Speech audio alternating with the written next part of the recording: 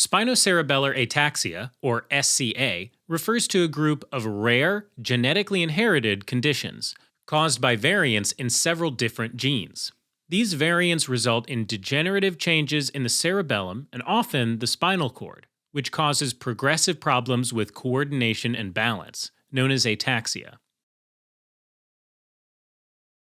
The cerebellum sits in the back of the skull, posterior to the brainstem.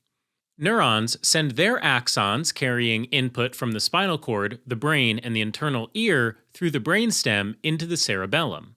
Once there, the cerebellum uses this information to coordinate and plan movement as well as maintain balance.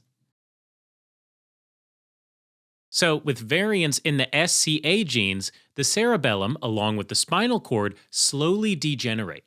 In fact, variants in over 50 different genes have been identified, each of which is known to cause a different type of spinocerebellar ataxia. These types are described using SCA followed by a number, according to their order of identification. So, there's SCA1 through SCA51, with SCA1, SCA2, SCA3, and SCA6 being the most common types worldwide. However, in about 25% to 40% of the cases, the causative genes are still unknown. Now, most of these gene variants are inherited in an autosomal dominant pattern, meaning that one copy of a disease-causing SCA gene variant is enough to cause the disease. Affected individuals have a 50% chance of passing the gene variant to each child, causing that child to have the disease. In some cases, the involved gene contains a triplet repeat, where the nucleotides C, A, and G are repeated multiple times in a row. And since CAG codes for the amino acid glutamine, the encoded protein will have multiple extra glutamines, or polyglutamine, in a row. The specific way in which extra glutamines cause the disease's symptoms isn't fully understood, but the abnormal protein seems to aggregate within the neurons of the cerebellum and spinal cord, causing them to die. The expanded CAG repeats also affect DNA replication itself. When copying the gene variant, DNA polymerase can basically lose track of which CAG it's on and accidentally add extra CAGs. This expansion of the originally inherited gene means a child of a parent with the disease can inherit even more CAG repeats than the parent. The higher the number of repeats in the protein, the earlier the age of onset, and the more severe the symptoms.